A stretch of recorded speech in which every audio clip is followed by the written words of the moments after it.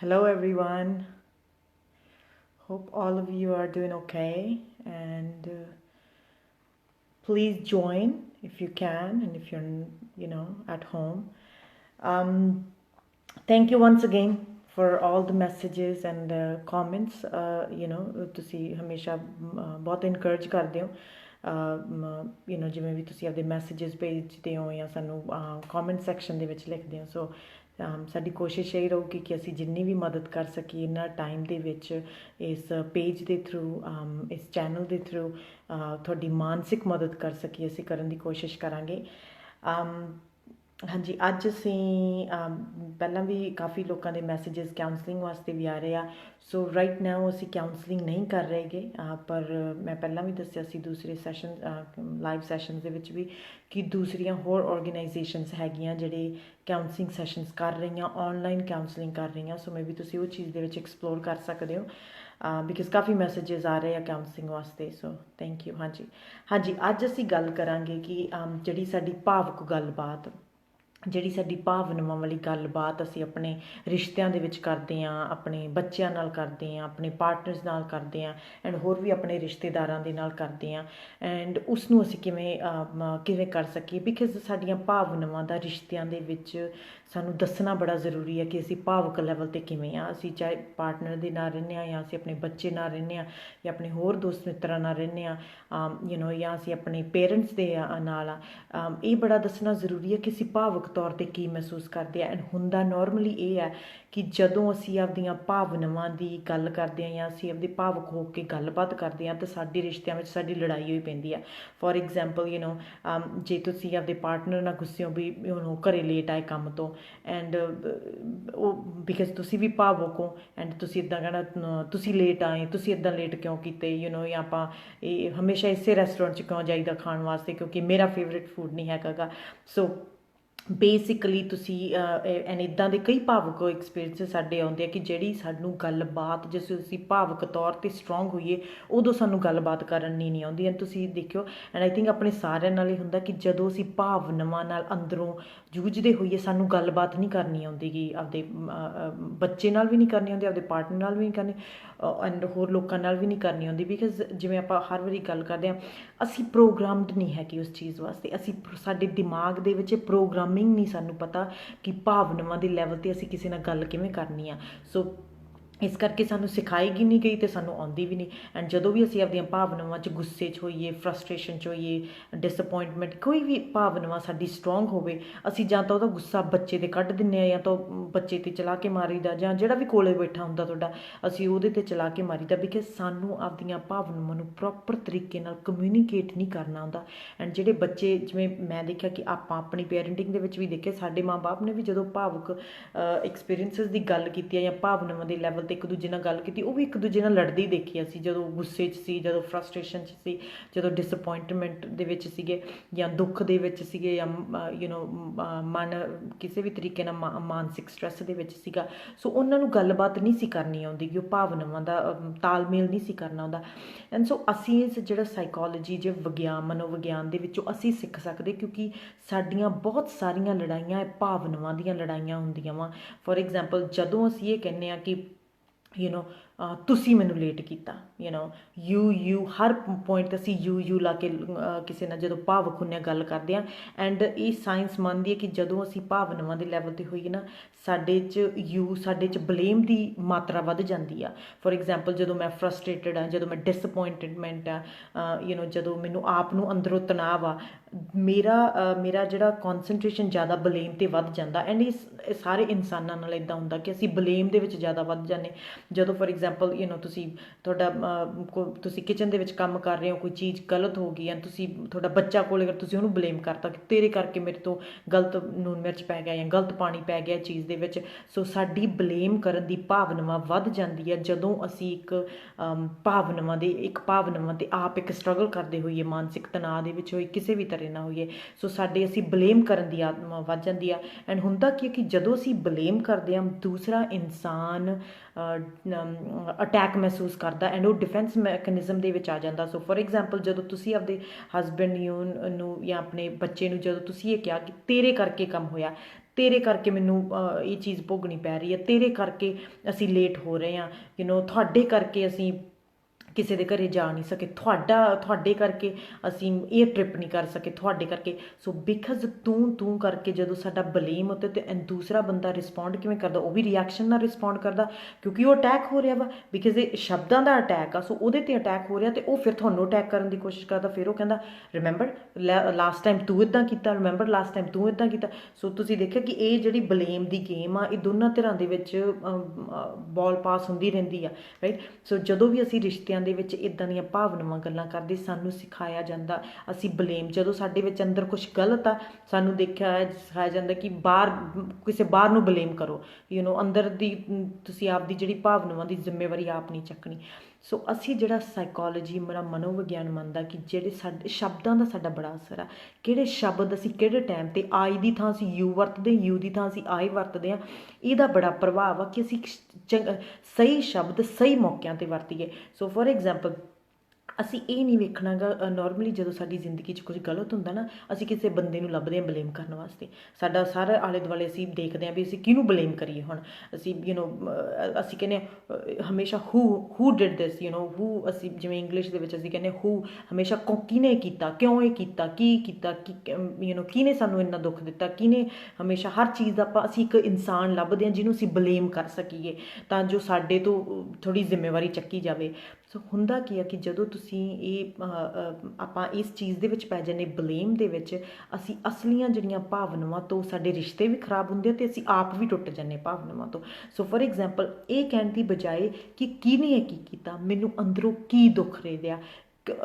ਇਨਸਾਨ ਨੂੰ ਨਾ ਲੱਭੋ ਬਾਹਰ ਬਲੇਮ ਕਰਨ ਲਈ, ਇਹ ਦੇਖੋ ਵੀ ਕਿਹੜੀ ਚੀਜ਼ ਨਾਲ, ਕਿਹੜੇ ਵਰਤਾਰੇ ਨਾਲ ਮੈਨੂੰ ਦੁੱਖ ਪਹੁੰਚ ਰਿਹਾ। ਸੋ ਫੋਰ ਐਗਜ਼ਾਮਪਲ ਜਦੋਂ ਤੁਸੀਂ ਕਿਸੇ ਨੂੰ ਤੁਹਾਡਾ ਹਸਬੈਂਡ ਲੇਟ ਆਇਆ ਕੰਮ ਤੋਂ, ਤੁਸੀਂ ਇਹ ਕਹਿਣਾ, ਜਦੋਂ ਤੁਸੀਂ ਲੇਟ ਆਉਂਦੇ ਹੋ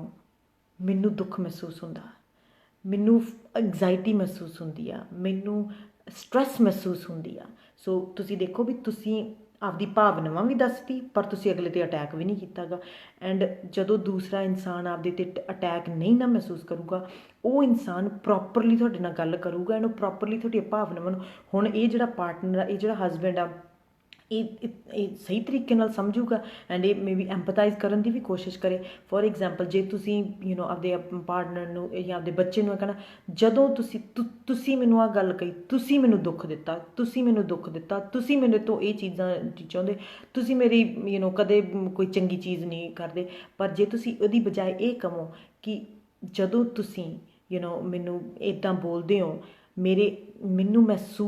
ਡਰ ਮਹਿਸੂਸ ਲੱਗਣ ਲੱਗ ਜਾਂਦਾ, ਮੈਨੂੰ ਜਦੋਂ ਤੁਸੀਂ ਉੱਚੀ ਆਵਾਜ਼ ਦੇ ਵਿੱਚ ਬੋਲਦੇ ਹੋ ਮੈਨੂੰ ਡਰ ਲੱਗਦਾ ਵਾ, ਮੈਂ ਡਰ ਮਹਿਸੂਸ ਕਰਦੀ ਹਾਂ। ਐਂਡ ਜੇ ਤੁਸੀਂ ਬੱਚਾ ਤੁਹਾਡਾ ਉੱਚੀ ਆਵਾਜ਼ 'ਚ ਬੋਲ ਰਿਹਾ ਵਾ, ਚੀਜ਼ਾਂ ਉੱਚੀ ਉੱਚੀ ਚਲਾ ਕੇ ਜਾਂ ਸਿੱਟ ਰਿਹਾ ਵਾ ਜਾਂ ਫਰਸਟ੍ਰੇਸ਼ਨ 'ਚ, ਤੁਸੀਂ ਕਹਿ ਰਹੇ ਹੋ ਕਿ ਮੈਂ ਡਰ ਦੇ ਵਿੱਚ ਮਹਿਸੂਸ ਕਰ ਰਹੀ ਹਾਂ ਇਸ ਵਕਤ, ਮੈਂ ਐਂਗਜ਼ਾਇਟੀ ਮਹਿਸੂਸ ਕਰ ਰਹੀ ਹਾਂ, ਮੈਂ ਮਾਨਸਿਕ ਤਣਾਅ ਮਹਿਸੂਸ ਕਰ ਰਹੀ ਹਾਂ। ਦੇਖੋ ਤੁਸੀਂ ਕਹਿ ਸੇਮ ਚੀਜ਼ ਦਿੱਤੀ, ਪਰ ਤੁਸੀਂ ਸ਼ਬਦ ਵੱਖਰੇ ਵਰਤੇ ਆ। ਐਂਡ ਸ਼ਬਦ ਵੱਖਰੇ ਵਰਤਣ ਨਾਲ ਜਿਹੜਾ ਦੂਸਰਾ ਇਨਸਾਨ ਆ ਉਹ ਅਟੈਕ ਦੇ ਵਿੱਚ ਨਹੀਂ ਜਾਂਦਾ। ਸੋ ਜਦੋਂ ਅਸੀਂ ਤੂੰ ਕਹਿ ਕੇ ਕਹਿੰਦੇ ਹਾਂ ਕਿ ਤੂੰ ਇਹ ਕੰਮ ਕੀਤਾ, ਤੇਰੇ ਕਰਕੇ ਇਹ ਚੀਜ਼ ਹੋਈ, ਤੇਰੇ ਕਰਕੇ ਇਹ ਚੀਜ਼ ਹੋ ਗਈ, ਜੇ ਤੁਸੀਂ ਨਾ ਮੈਨੂੰ ਕਹਿੰਦੇ ਮੈਂ ਆਹ ਕੰਮ ਨਾ ਕਰਦੀ, ਜੇ ਤੂੰ ਆਪਦੇ ਬੱਚੇ ਨੂੰ ਬਲੇਮ ਕਰਨਾ, ਜੇ ਤੂੰ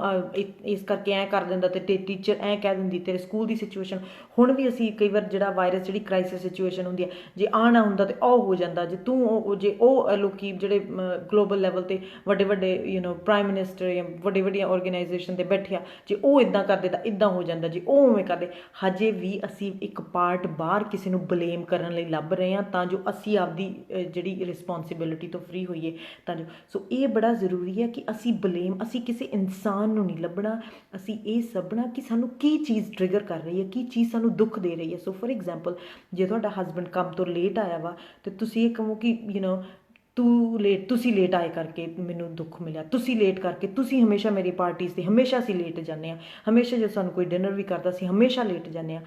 ਸੋ ਪ੍ਰੋਬਲਮ ਤੁਹਾਨੂੰ ਇਹ ਨਹੀਂ, ਤੁਸੀਂ ਇੱਕ ਇਨਸਾਨ ਦੀ ਪ੍ਰੋਬਲਮ ਨਹੀਂ ਬਣਾਉਣੀ ਕਿ ਤੂੰ ਮੇਰੀ ਪ੍ਰੋਬਲਮ ਆ। ਪ੍ਰੋਬਲਮ ਮੇਰੀ ਹੈ ਕਿ ਜਦੋਂ ਵੀ ਆਪਾਂ ਲੇਟ ਸਰਕਮਸਟੈਂਸਿਸ ਹੁੰਦੇ ਹਾਂ, ਜਦੋਂ ਵੀ ਆਪਾਂ ਲੇਟ ਸਿਚੁਏਸ਼ਨ ਦੇ ਵਿੱਚ ਹੁੰਦੇ ਹਾਂ, ਉਦੋਂ ਮੈਨੂੰ ਡਰ ਲੱਗਣ ਲੱਗ ਜਾਂਦਾ, ਮੈਨੂੰ ਐਂਗਜ਼ਾਇਟੀ ਆਉਣ ਲੱਗ ਜਾਂਦੀ ਆ, ਐਂਡ ਮੈਂ ਆਪਦੇ ਅੰਦਰ ਮੈਨੂੰ ਫਰਸਟ੍ਰੇਸ਼ਨ ਆਉਣ ਲੱਗ ਜਾਂਦੀ ਆ। ਸੋ ਜਦੋਂ ਤੁਸੀਂ ਇਹ ਚੀਜ਼ਾਂ ਕਹੋਗੇ, ਮੱਚ ਬੈਟਰ ਚਾਂਸਿਸ ਆ ਕਿ ਦੂਸਰਾ ਇਨਸਾਨ ਤੁਹਾਡੀ ਪ੍ਰੋਪਰਲੀ ਗੱਲ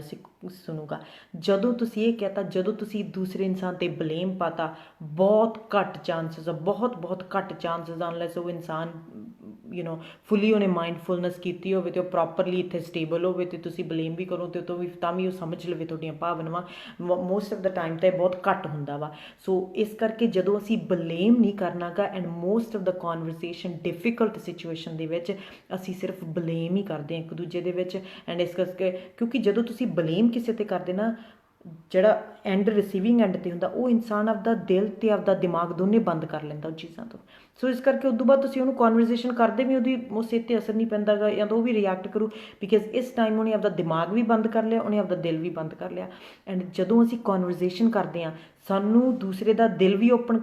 ਚਾਹੀਦਾ ਅਤੇ ਸਾਨੂੰ ਦੂਸਰੇ ਦਾ ਦਿਮਾਗ ਵੀ ਓਪਨ ਚਾਹੀਦਾ, ਤਾਂ ਜੋ ਅਸੀਂ ਪ੍ਰੋਪਰਲੀ ਕਨਵਰਸੇਸ਼ਨ ਕਰ ਸਕੀਏ, ਸਾਨੂੰ ਕੋਈ ਸਮਝ ਸਕੇ। ਸੋ ਫੋਰ ਐਗਜ਼ਾਮਪਲ, ਜਦੋਂ ਤੁਸੀਂ ਆਪਣੇ ਬੱਚੇ ਨਾਲ ਗੱਲ ਕਰਦੇ ਹੋ ਤਾਂ ਤੁਸੀਂ ਇਹ ਕਹਿ ਸਕਦੇ ਹੋ ਹਰ ਵਾਰੀ ਜਦੋਂ ਤੁਹਾਡਾ ਟੈਸਟ ਬੁਰਾ ਹੁੰਦਾ, ਮੈਂ ਡਰਦੀ ਹਾਂ, ਮੈਨੂੰ ਤਣਾਅ ਆ ਜਾਂਦਾ, ਮੈਨੂੰ ਮਨ ਦੇ ਲੈਵਲ 'ਤੇ ਮੈਂ ਗੁੱਸੇ 'ਚ ਆ ਜਾਂਦੀ ਹਾਂ, ਮੈਂ ਫਰਸਟ੍ਰੇਟਡ ਆ ਜਾਂਦੀ ਹਾਂ ਜਦੋਂ ਤੁਹਾਡਾ ਟੈਸਟ ਹੁੰਦਾ ਵਾ, ਰਾਈਟ। ਸੋ ਇਹ ਕਹਿਣ ਦੀ ਬਜਾਏ ਤੂੰ ਨਹੀਂ ਪੜ੍ਹਦਾ, ਤੂੰ ਟੈਸਟ ਨਹੀਂ ਕਰਦਾ, ਤੇ ਮੇਰੇ ਦੁੱਖ ਦਾ ਰੀਜ਼ਨ ਹੈ ਕਿ ਤੂੰ ਨਹੀਂ ਮੈਨੂੰ ਚੰਗਾ ਸਮਝਦਾ। ਸੋ ਫੋਰ ਐਗਜ਼ਾਮਪਲ, ਜੇ ਤੁਹਾਡੇ ਤੁਹਾਡਾ ਪਾਰਟਨਰ ਆ ਅਤੇ ਉਹ ਤੁਹਾਨੂੰ ਕੋਈ ਉਹਨਾਂ ਨੇ ਕੋਈ ਗੱਲ ਕਹਿਤੀ, ਤੁਸੀਂ ਇਹ ਕਹਿਣ ਦੀ ਬਜਾਏ ਕਿ ਤੁਹਾਡੀ ਇਹ ਗੱਲ ਨੇ ਮੈਨੂੰ ਦੁੱਖ ਦਿੱਤਾ, ਤੁਹਾਡੇ ਇਹ ਕਹਿਣ ਦੀ ਬਜਾਏ ਕਿ ਜਦੋਂ ਤੁਸੀਂ ਇਹ ਚੀਜ਼ ਕਹਿੰਦੇ ਆ, ਮੇਰੇ ਅੰਦਰ ਭਾਵਨਾਵਾਂ ਇੱਦਾਂ ਦੀਆਂ ਪੈਦਾ ਹੋ ਜਾਂਦੀਆਂ, ਮੇਰੇ ਅੰਦਰ ਫਰਸਟ੍ਰੇਸ਼ਨ ਇੱਦਾਂ ਦੀ ਪੈਦਾ ਹੋ ਜਾਂਦੀ, ਮੇਰੇ ਅੰਦਰ ਡਿਸਅਪੋਇੰਟਮੈਂਟ, ਫਿਰ ਮੇਰਾ ਜੀਅ ਨਹੀਂ ਕਰਦਾ ਕਿ ਮੇਰਾ ਜੀਅ ਨਹੀਂ ਕਰਦਾ ਤੁਹਾਡੇ ਨਾਲ ਗੱਲ ਕਰਨ ਨੂੰ, ਇਹਨੇ ਮੈਂ ਅੰਦਰ ਦੀਆਂ। ਸੋ ਇਹ ਇੱਕ ਤਾਂ ਜ਼ਿੰਮੇਵਾਰੀ ਚੱਕਣੀ ਪੈਣੀ, ਕਿਉਂਕਿ ਭਾਵਨਾਵਾਂ ਸਾਡੇ ਬਾਹਰ ਨਹੀਂ ਹੈਗੀਆਂ। ਗੁੱਸਾ ਤੁਹਾਨੂੰ ਬਾਹਰੋਂ ਨਹੀਂ ਆਉਂਦਾ ਗਾ, ਤਣਾਅ ਤੁਹਾਨੂੰ ਬਾਹਰ ਨਹੀਂ, ਤਣਾਅ ਤੁਹਾਡੇ ਅੰਦਰ ਆ। ਐਂਡ ਜਿੰਨਾ ਚਿਰ ਤੁਸੀਂ ਅੰਦਰੋਂ ਨਹੀਂ ਟਟੋਲੋਗੇ ਕਿਸੇ ਇੱਕ ਇਨਸਾਨ ਨੂੰ, ਤੁਸੀਂ ਕੌਨਸਟੈਂਟਲੀ ਇਹ ਕਹੀਏ ਕੌਨਸਟੈਂਟਲੀ ਉਹਨੂੰ ਇੱਕ ਰੀਜ਼ਨ ਬਣਾਤਾ ਤੁਹਾਡੇ ਦੁੱਖ ਦਾ, ਤੁਹਾਡੇ ਕਾਰਨ ਦਾ। ਕਈ ਵਾਰ ਮੈਂ ਸੋਚਦੀ ਹੁੰਦੀ ਹਾਂ, ਕਈ ਵਾਰ ਥੈਂਕ ਯੂ, ਹਾਂਜੀ, ਕਈ ਵਾਰ ਮੈਂ ਸੋਚਦੀ ਹੁੰਦੀ ਕਿ ਅਸੀਂ ਮੈਂ ਫਰਸਟ੍ਰੇਟਡ ਹੁੰਦੀ ਹਾਂ ਅਤੇ ਮੈਂ ਕਹਿੰਦੀ ਮੈਂ ਤਾਂ 15-20 ਲੋਕਾਂ ਨਾਲ ਆਪਣੀ ਜ਼ਿੰਦਗੀ 'ਚ ਫਰਸਟ੍ਰੇਟਡ ਹੁੰਦੀ ਹਾਂ, ਅਤੇ ਫਿਰ ਮੈਂ ਸੋਚਦੀ ਹਾਂ ਵੀ ਕਾਮਨ ਡਿਨੋਮੀਨੇਟਰ ਤਾਂ ਮੈਂ ਉਹਨਾਂ ਹਰ ਸਿਚੁਏਸ਼ਨ ਦੇ ਵਿੱਚ ਤਾਂ ਮੈਂ ਸੀਗੀ। ਸੋ ਇਸ ਕਰਕੇ ਸਾਨੂੰ ਆਪਣੇ ਅੰਦਰ, ਕਿਉਂਕਿ ਭਾਵਨਾਵਾਂ ਸਾਡੀਆਂ ਅੰਦਰ ਬਣਦੀਆਂ, ਉਹ ਬਾਹਰੋਂ ਨਹੀਂ ਕਿਤੋਂ ਆਉਂਦੀਆਂ ਗੀਆਂ। ਹਾਂ, ਜਿਹੜੇ ਸਰਨ ਬਿਹੇਵੀਅਰ ਹੁੰਦੇ ਆ, ਜਿਹੜੀਆਂ ਸਰਨ ਬਾਹਰ ਚੀਜ਼ਾਂ ਹੁੰਦੀਆਂ, ਉਹਨਾਂ ਨਾਲ ਸਾਡੀਆਂ ਭਾਵਨਾਵਾਂ ਉਜਾਗਰ ਟ੍ਰਿਗਰ ਜ਼ਰੂਰ ਹੁੰਦੀਆਂ, ਪਰ ਉਹ ਭਾਵਨਾਵਾਂ ਸਾਨੂੰ ਇੱਕ ਹੈਲਥੀ ਤਰੀਕੇ ਨਾਲ ਅਸੀਂ ਦਰਸਾਈਏ, ਨਾ ਕਿ ਅਸੀਂ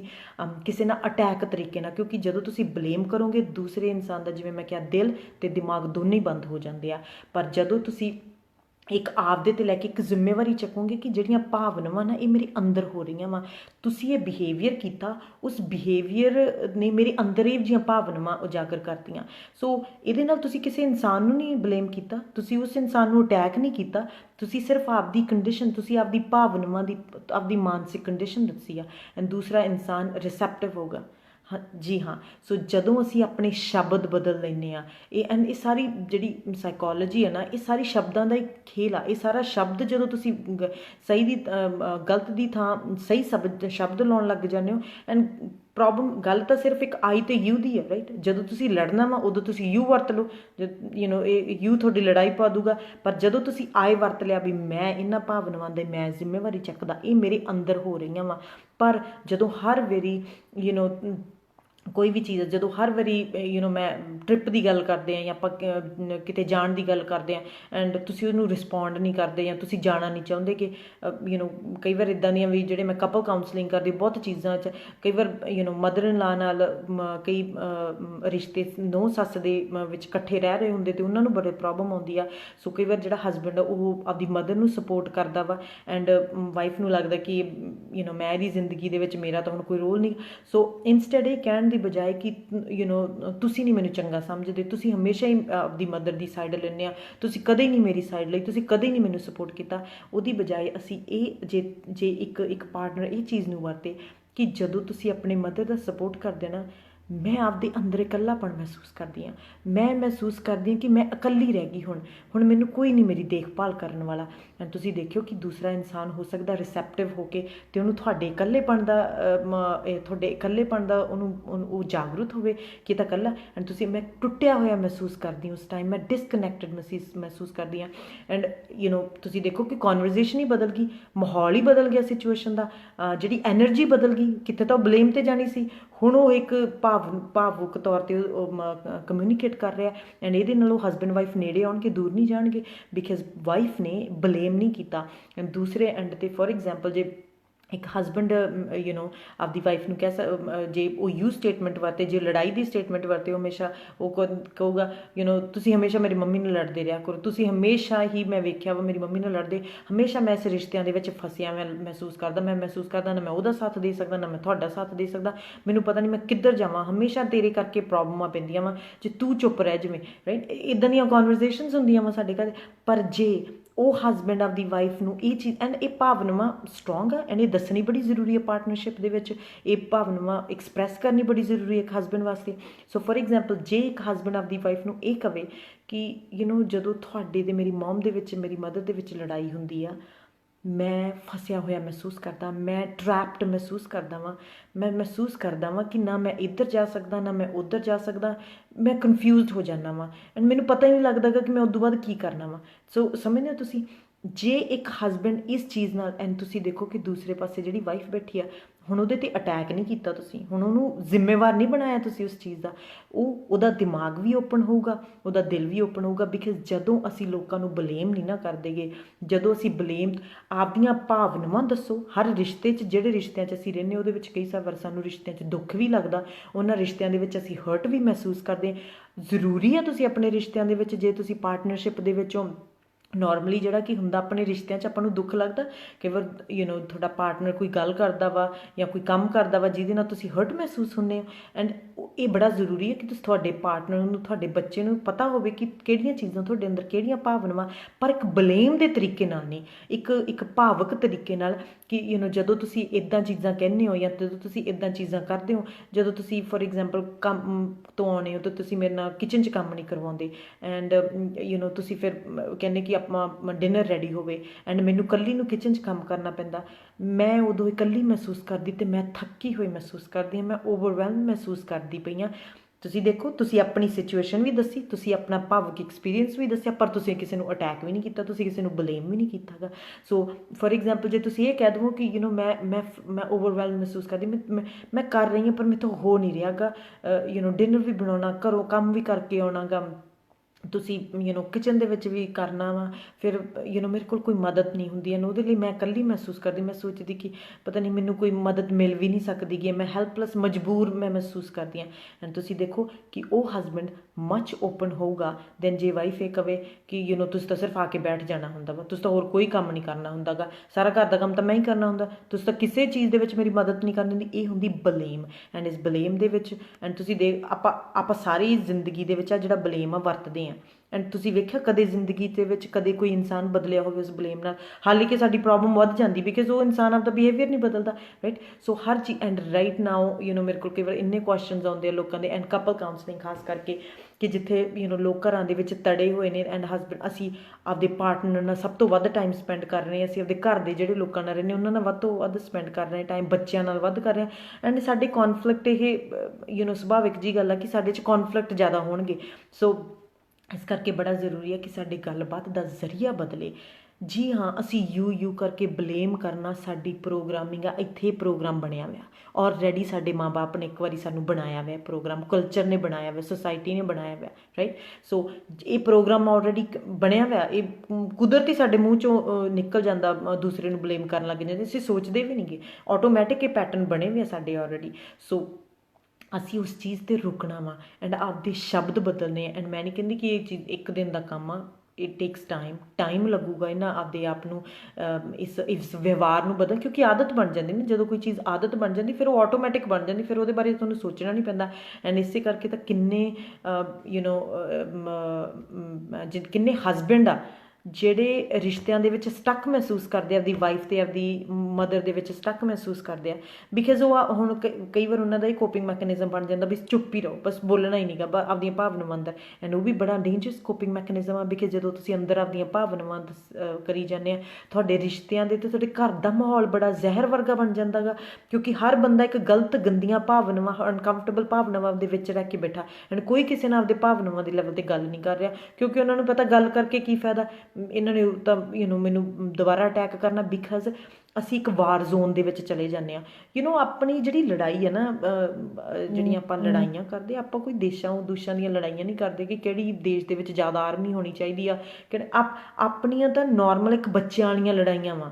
ਹਸਬੈਂਡ ਵਾਈਫ ਦੇ ਵਿੱਚ ਵੀ ਤੁਸੀਂ ਕਈ ਵਾਰ ਉਹਨੂੰ ਦੇਖ ਕੇ ਦੇਖਿਓ ਕਿ ਜਿਹੜੀਆਂ ਹਸਬੈਂਡ ਵਾਈਫ ਦੇ ਵਿੱਚ ਲੜਾਈਆਂ ਹੁੰਦੀਆਂ ਉਹ ਬੱਚਿਆਂ ਵਾਲੀਆਂ ਲੜਾਈਆਂ ਹੁੰਦੀਆਂ। ਇੱਕ ਡਿਫਰੈਂਟ ਪਰਸਪੈਕਟਿਵ ਆਪਦੀ ਇੱਕ ਸਿਚੁਏਸ਼ਨ ਡਿਫਰੈਂਟ ਕਰਕੇ ਵੇਖਿਓ ਕਿ ਸਾਡੀਆਂ ਜਿਹੜੀਆਂ ਲੜਾਈਆਂ ਉਹ ਤਾਂ ਇੱਕ ਬੱਚਿਆਂ ਵਾਲੀਆਂ ਲੜਾਈਆਂ ਸੀ। ਕਿਹੜਾ ਕੋਈ ਦੇਸ਼ਾਂ ਪਿੱਛੇ ਲੜਾਈਆਂ ਕਰਨੀਆਂ, ਕੋਈ ਇੱਕ ਵੱਡੀ ਕਾਜ਼ ਪਿੱਛੇ ਸਾਡੀਆਂ ਲੜਾਈਆਂ ਵਾ ਹਸਬੈਂਡ ਵਾਈਫ ਦੀਆਂ, ਕੋਈ ਪੋਲੀਟਿਕਸ ਪਿੱਛੇ ਲੜਾਈਆਂ ਵਾ ਵੀ ਕੌਣ ਜ਼ਿਆਦਾ ਪੋਲੀਟੀਸ਼ੀਅਨ। ਨੋ, ਸਾਡੇ ਤਾਂ ਘਰ ਦੀਆਂ ਹੀ ਆਪਸ ਦੇ ਵਿੱਚ ਹੀ ਜਿਹੜੀਆਂ ਅਸੀਂ ਗੱਲਾਂ, ਜਿਵੇਂ ਬੱਚੇ ਲੜਦੇ ਹੁੰਦੇ ਆ, ਜਿਵੇਂ ਇੱਕ ਫੋਰ ਐਗਜ਼ਾਮਪਲ ਬੱਚਿਆਂ ਦਾ ਕੰਮ ਹੁੰਦਾ ਬਲੇਮ ਕਰਨਾ ਇੱਕ ਦੂਜੇ ਨੂੰ, ਰਾਈਟ। ਬੱਚੇ ਜਦੋਂ ਤੁਸੀਂ ਦੇਖਿਆ ਦੋ ਲੜਦੇ ਤਾਂ ਉਹ ਇੱਕ ਦੂਜੇ ਨੂੰ ਕਹਿੰਦੇ ਨਾ, ਮੰਮੀ ਉਹਨੇ ਗਲਤ ਕੀਤਾ, ਉਹ ਕਹਿੰਦਾ ਉਹਨੇ ਗਲਤ ਕੀਤਾ ਉਹਨੇ। ਇਵੇਂ ਜਿਹੜਾ ਸਾਡਾ ਬਿਹੇਵੀਅਰ ਆ, ਜਦੋਂ ਅਸੀਂ ਲੜਦੇ ਹਾਂ ਅਸੀਂ ਵੀ ਬੱਚੇ ਬਣ ਜਾਂਦੇ, ਅਸੀਂ ਵੀ ਬੱਚਿਆਂ ਤੋਂ ਘੱਟ ਨਹੀਂ। ਫਿਰ ਅਸੀਂ ਵੀ ਇੱਕ ਦੂਜੇ ਦੇ ਵਿੱਚ ਬਲੇਮ ਲੱਭਦੇ ਹਾਂ ਕਿ ਕਿਹਦੇ ਕਰਕੇ ਇਹ ਚੀਜ਼ ਹੋਈ। ਸੋ ਇਹ ਬੜਾ ਜ਼ਰੂਰੀ ਹੈ। ਜਦੋਂ ਅਸੀਂ ਭਾਵਕ ਸਟੇਟ ਦੇ ਵਿੱਚ ਹੋਈਏ, ਅਸੀਂ ਯੂ ਨਾ ਵਰਤੀਏ, ਆਈ ਵਰਤੀਏ, ਆਪਦੀਆਂ ਭਾਵਨਾਵਾਂ ਦੀ ਜ਼ਿੰਮੇਵਾਰੀ ਚੱਕੀਏ ਕਿ ਮੇਰੀਆਂ ਭਾਵਨਾਵਾਂ ਮੇਰੇ ਅੰਦਰ ਹੋ ਰਹੀਆਂ ਵਾ। ਠੀਕ ਆ, ਮੈਂ ਤੁਹਾਨੂੰ ਡਿਨਰ ਟਾਈਮ 'ਤੇ ਪਾਉਣ ਨੂੰ ਕਿਹਾ ਐਂਡ ਤੁਸੀਂ ਡਿਨਰ ਟਾਈਮ 'ਤੇ ਪਾਇਆ ਨਹੀਂ ਗਾ, ਪਰ ਉਹਦੇ ਨਾਲ ਨਾ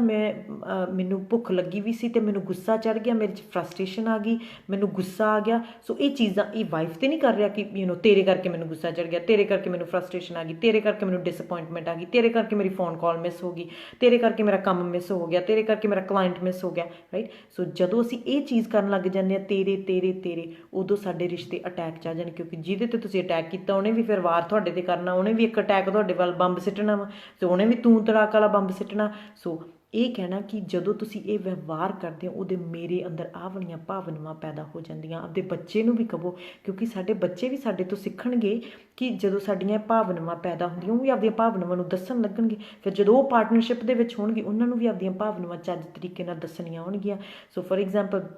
ਜੇ ਤੁਹਾਡਾ ਹਸਬੈਂਡ, ਜਿਵੇਂ ਆਪਾਂ ਪਹਿਲਾਂ ਵੀ ਲੇਟ ਆਇਆ, ਤੁਸੀਂ ਕਹਿ ਸਕਦੇ ਜਦੋਂ ਵੀ ਤੁਸੀਂ ਲੇਟ ਹੋਣੇ ਨਾ, ਮੇਰੇ ਅੰਦਰ ਇੰਗਜ਼ਾਇਟੀ ਹੋ ਜਾਂਦੀ, ਮੇਰੇ ਅੰਦਰ ਫਰਸਟ੍ਰੇਸ਼ਨ ਹੋ ਜਾਂਦੀ, ਫਿਰ ਮੇਰਾ ਜੀ ਕਰਦਾ ਕਿ ਮੈਂ ਪਾਰਟੀ 'ਤੇ ਨਾ, ਮੈਂ ਲੇਟ ਜਾਂ ਕਿਸੇ ਦੇ ਪ੍ਰੋਗਰਾਮ 'ਤੇ ਹੁਣ ਤਾਂ ਆਪਾਂ ਜਾ ਵੀ ਨਹੀਂ ਰਹੇ ਖੈਰ, ਪਰ ਆਪਾਂ ਲੇਟ ਨਹੀਂ ਜਾਣਾ, ਮੈਨੂੰ ਚੰਗਾ ਨਹੀਂ ਲੱਗਦਾ ਗਾ, ਮੇਰੇ ਅੰਦਰ ਮੈਨੂੰ ਮਹਿਸੂਸ ਗਲਤ ਹੋਣ ਲੱਗ ਜਾਣਾ, ਮੈਨੂੰ ਗਿਲਟ ਮਹਿਸੂਸ ਹੋਣ ਲੱਗ ਜਾਂਦੀ। ਸੋ ਤੁਸੀਂ ਅਟੈਕ ਨਹੀਂ ਕੀਤਾ, ਤੁਸੀਂ ਆਪਣੀਆਂ ਭਾਵਨਾਵਾਂ ਦੱਸੀਆਂ। ਐਂਡ ਜਦੋਂ ਅਸੀਂ ਭਾਵਨਾਵਾਂ ਦੱਸਦੇ ਹਾਂ, ਮੋਸਟ ਲੋਕੀ, ਜਦੋਂ ਮੈਂ ਡੋਮੈਸਟਿਕ ਵਾਇਲੈਂਸ ਵੀ ਕੰਮ ਕਰਦੀ ਹਾਂ, ਕਹਿੰਦੇ ਜਦੋਂ ਤੁਸੀਂ ਭਾਵਨਾਵਾਂ ਦੱਸਦੇ ਤਾਂ ਨਹੀਂ ਲੜਾਈ ਪੈਂਦੀ। ਭਾਵਨਾਵਾਂ ਦੱਸਣ ਨਾਲ ਲੜਾਈ ਨਹੀਂ ਪੈਂਦੀ, ਤਰੀਕਾ ਕਿਹੜਾ ਵਰਤਦੇ ਹਾਂ, ਕਿਹੜੀ ਪਲੇਟ ਦੇ ਵਿੱਚ ਅਸੀਂ ਪਾ ਕੇ ਭਾਵਨਾਵਾਂ ਦੱਸਦੇ ਹਾਂ ਦੂਸਰੇ ਨੂੰ, ਉਹਦੇ ਨਾਲ ਲੜਾਈ ਪੈਂਦੀ ਆ। ਜੇ ਅਸੀਂ ਯੂ ਜਾਂ ਤੂੰ ਬਲੇਮ ਵਾਲੀ ਪਲੇਟ ਦੇ ਵਿੱਚ ਆਪਦੀਆਂ ਭਾਵਨਾਵਾਂ ਪਾ ਦਈਏ ਅਤੇ ਫਿਰ ਦੱਸੀਏ, ਡੈਫੀਨਿਟਲੀ ਆ ਕਿ ਉਹ ਵਾਪਸ ਸਾਡੇ ਕੋਲ ਉਸੇ ਪਲੇਟ ਦੇ ਵਿੱਚ ਆਉਣਗੀਆਂ। ਜੇ ਅਸੀਂ ਇੱਕ ਆਈ ਪਲੇਟਮੈਂਟ ਦੇ ਵਿੱਚ ਕਿ ਮੈਂ ਜ਼ਿੰਮੇਵਾਰੀ ਆਪਦੀ ਭਾਵਨਾਵਾਂ ਦੀ ਲੈਂਦੀ ਹਾਂ, ਪਰ ਇਹ ਬਿਹੇਵੀਅਰ ਜਦੋਂ ਵੀ ਹੁੰਦਾ ਉਦੋਂ ਮੇਰੇ 'ਚ ਭਾਵਨਾਵਾਂ ਆਉਂਦੀ ਆ। ਤੁਹਾਡਾ ਬੱਚਾ ਕਿਸੇ ਨੂੰ ਥੱਪੜ ਮਾਰਿਆ, ਫੋਰ ਐਗਜ਼ਾਮਪਲ, ਛੋਟੇ ਬੱਚੇ ਬਹੁਤ ਥੱਪੜ ਮਾਰਦੇ ਆ, ਐਂਡ ਤੁਸੀਂ ਉਹਨਾਂ ਨੂੰ ਕਹਿ ਸਕਦੇ ਹੋ ਕਿ ਜਦੋਂ ਤੁਸੀਂ ਇੱਦਾਂ ਕਿਸੇ 'ਤੇ ਹੱਥ ਚੱਕਦੇ ਨਾ, ਉਦੋਂ ਮੈਂ ਅੰਦਰੋਂ ਮੇਰੇ 'ਚ ਗੁੱਸਾ ਚੜ੍ਹਦਾ, ਮੈਨੂੰ ਫਰਸਟ੍ਰੇਸ਼ਨ ਚੜ੍ਹਦੀ ਆ, ਮੈਨੂੰ ਚੰਗਾ ਨਹੀਂ ਮਹਿਸੂਸ ਹੁੰਦਾ। ਤੁਸੀਂ ਦੇਖੋ ਕਿ ਉਹ ਬੱਚਾ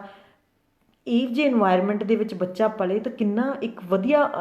ਇਨਸਾਨ ਪਲੂਗਾ, ਬਿਕਾਜ਼ ਜਿਹਦੇ 'ਤੇ ਅਟੈਕ ਵੀ ਨਹੀਂ ਹੋਇਆ ਪਰ ਉਹਨੂੰ ਲੈਸਨ ਵੀ ਦੇਤਾ, ਰਾਈਟ। ਸੋ ਇਹ ਬੜਾ ਜ਼ਰੂਰੀ ਹੈ ਕਿ ਅੱਜ ਦੀ ਇਹੀ ਅਸੀਂ ਗੱਲਬਾਤ ਕਰਨੀ ਸੀਗੀ ਕਿ ਅਸੀਂ ਯੂ ਸਟੇਟਮੈਂਟ, ਯੂ ਜਦੋਂ ਅਸੀਂ ਰਿਸ਼ਤਿਆਂ ਦੇ ਵਿੱਚ ਵਰਤਦੇ ਹਾਂ, ਸਪੈਸ਼ਲੀ ਭਾਵੁਕ ਟਾਈਮ ਦੇ ਵਿੱਚ, ਉਦੋਂ ਸਾਡੇ ਰਿਸ਼ਤੇ ਖਰਾਬ ਹੁੰਦੇ ਆ। ਐਂਡ ਜਦੋਂ ਅਸੀਂ ਆਈ ਸਟੇਟਮੈਂਟਸ ਵਰਤਦੇ ਹਾਂ, ਆਪਦੀਆਂ ਭਾਵਨਾਵਾਂ ਦੀ ਜ਼ਿੰਮੇਵਾਰੀ ਚੱਕਦੇ ਹਾਂ, ਉਦੋਂ ਸਾਡੇ ਰਿਸ਼ਤੇ ਖੂਬਸੂਰਤ ਬਣਦੇ ਆ। ਉਦੋਂ ਸਾਡੀਆਂ ਜਿਹੜੀਆਂ ਭਾਵਨਾਵਾਂ ਵੀ ਦੂਸਰੇ ਨੂੰ ਪਤਾ ਲੱਗ ਜਾਂਦੀਆਂ, ਪਰ ਉਹ ਅਟੈਕ ਵੀ ਨਹੀਂ ਮਹਿਸੂਸ ਕਰਦਾ। ਸੋ ਹੁਣ ਜਦੋਂ ਵੀ ਤੁਸੀਂ ਕਨਵਰਸੇਸ਼ਨ ਕਰਦੇ ਹੋ ਆਪਦੇ ਪਾਰਟਨਰ ਨਾਲ, ਆਪਦੇ ਬੱਚੇ ਨਾਲ ਜਾਂ ਆਪਦੇ ਰਿਸ਼ਤੇਦਾਰ ਨਾਲ, ਆਪਦੇ ਆਪ ਦੇ ਵਿੱਚ ਮਾਈਂਡਫੁਲ ਥੋੜ੍ਹਾ ਹੋਇਆ ਕਰੋ। ਐਂਡ ਮੈਂ ਨਹੀਂ ਕਹਿ ਰਹੀ ਇਹ ਇੱਕ ਦਿਨ ਦਾ ਕੰਮ ਆ, ਪ੍ਰੋਗਰਾਮ ਦਾ। ਅਸੀਂ ਸਾਡਾ ਕੰਪਿਊਟਰ ਪ੍ਰੋਗਰਾਮ ਦਾ, ਸਾਡੀ ਸੁਸਾਇਟੀ, ਸਾਡੇ ਪੇਰੈਂਟਸ, ਉਹਨਾਂ ਨੇ ਨਾ ਸਮਝੀ 'ਚ ਸਾਨੂੰ ਪ੍ਰੋਗਰਾਮ ਕੀਤਾ, ਐਂਡ ਅਸੀਂ ਉਹੀ ਪ੍ਰੋਗਰਾਮ ਵਰਤੀ ਜਾਂਦੇ ਹਾਂ। ਪਰ ਹੁਣ ਟਾਈਮ ਆ ਕਿ ਅਸੀਂ ਉਹ ਪ੍ਰੋਗਰਾਮ ਨੂੰ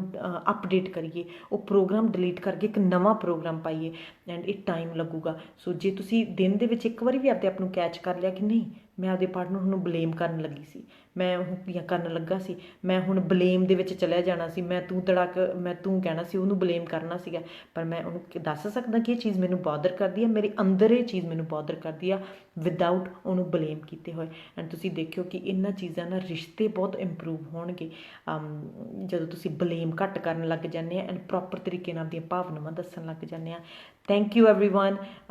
ਜੇ ਤੁਸੀਂ ਪਿਛਲੀਆਂ ਵੀਡੀਓਜ਼ ਵੀ ਅਸੀਂ 2 ਹਫ਼ਤੇ ਹੋ ਗਏ ਇਸ ਲਾਈਵ ਸੈਸ਼ਨਸ ਨੂੰ ਕਰਦੇ ਹੋਏ, ਸੋ ਤੁਸੀਂ ਪਿਛਲੀਆਂ ਵੀਡੀਓਜ਼ ਵੀ ਦੇਖ ਸਕਦੇ ਹੋ ਜੇ ਤੁਹਾਨੂੰ ਹੋਰ ਰੈਫਰੈਂਸ ਚਾਹੀਦਾ। ਪਰ ਕੋਸ਼ਿਸ਼ ਆ ਸਾਡੀ ਕਿ ਇਸ ਕ੍ਰਾਈਸਿਸ ਦੇ ਦੌਰਾਨ ਸਾਡੇ ਰਿਸ਼ਤਿਆਂ ਦੇ ਵਿੱਚ ਜਿਹੜੇ ਲੋਕਾਂ ਨਾਲ ਅਸੀਂ ਰਹਿ ਰਹੇ ਹਾਂ, ਅਸੀਂ ਇਸ ਪੇਜ ਦੇ ਥਰੂ ਤੁਹਾਡੀ ਮਦਦ ਕਰ ਸਕੀਏ, ਮਾਨਸਿਕ ਮਦਦ ਕਰ ਸਕੀਏ। ਜਿਵੇਂ ਸਾਈਕੋਲੋਜੀ ਤਾਂ ਹੈ ਹੀ ਗੱਲਾਂ ਬਾਤਾਂ ਦਾ ਖੇਡ ਆ, ਇਹ ਸ਼ਬਦਾਂ ਦਾ ਖੇਡ ਆ, ਅਤੇ ਜੇ ਸਾਨੂੰ ਉਹਨਾਂ ਸ਼ਬਦਾਂ ਨਾਲ ਪ੍ਰੋਪਰਲੀ ਖੇਡਣਾ ਆ ਜੇ ਤੇ ਬੜਾ ਸੋਹਣਾ ਗਾਣਾ ਬਣ ਸਕਦਾ, ਆਪਣੀ ਜ਼ਿੰਦਗੀ ਗਾਣਾ ਬਣ ਸਕਦੀ ਹੈ, ਰਾਈਟ। ਸੋ ਉੱਦਾਂ ਹੀ ਹੈ ਨਾ, ਜਦੋਂ ਆਪਾਂ ਫੋਰ ਐਗਜ਼ਾਮਪਲ ਇੰਸਟਰੂਮੈਂਟ ਵੀ ਵਜਾਉਣੇ ਆ ਗਾਣੇ ਦੇ, ਅਤੇ ਜੇ ਉਹ ਇੱਕ ਜਾਣਨ ਵਾਲਾ ਵਜਾਉਣ ਲੱਗ ਜੇ ਤਾਂ ਬੜੀਆਂ ਚੰਗੀਆਂ ਚੰਗੀਆਂ ਧੁਨਾਂ ਆਉਣ ਲੱਗ ਜਾਂਦੀਆਂ ਉਹਦੇ ਵਿੱਚੋਂ। ਅਤੇ ਪਰ ਜੇ ਹੁਣ ਕਈ ਵਾਰ ਮੇਰੇ ਵਰਗੇ ਨੂੰ ਜਿਹਨੂੰ ਆਉਂਦੇ ਨਹੀਂ ਜਾਂ ਅਤੇ ਉਹ ਬਣਾਉਣ ਲੱਗ ਜੇ ਤਾਂ ਉਹ ਪਾਗਲ ਜਿਹਾ ਲੱਗਦਾ, ਅਤੇ ਲੱਗਦਾ ਕਿ ਉਹਦੀ ਤਾਂ ਕੋਈ ਟਿਊਨ ਹੀ ਨਹੀਂ ਬਣ ਰਹੀ। ਸੋ ਇੱਦਾਂ ਹੀ ਸਾਡੇ ਲੜਾਈ ਝਗੜੇ ਆ, ਜੇ ਉਹਨਾਂ ਨੂੰ ਪ੍ਰੋਪਰਲੀ ਅਸੀਂ ਉਹਨਾਂ ਨੂੰ ਇੰਸਟਰੂਮੈਂਟ ਵਜਾਉਣ ਸਿੱਖ ਕੇ ਤਾਂ ਪ੍ਰੋਪਰਲੀ ਵਧੀਆ ਟਿਊਨ ਨਿਕਲੂਗੀ। ਪਰ ਸਾਨੂੰ ਆਪਣੇ ਆਪ ਨੂੰ ਪ੍ਰੋਗਰਾਮ ਕਰਨਾ ਪੈਣਾ ਵਾ ਕਿ ਅਸੀਂ ਉਹ ਪ੍ਰੋਪਰ ਟਿਊਨਿੰਗ ਕੱਢ ਸਕੀਏ ਆਪਣੇ ਰਿਸ਼ਤਿਆਂ ਦੇ ਵਿੱਚੋਂ। Thank you everyone, bye, be safe. And ਹੁਣ ਆਪਾਂ ਮੰਡੇ ਨੂੰ ਲਾਈਵ ਸੈਸ਼ਨ ਕਰਾਂਗੇ। Thank you.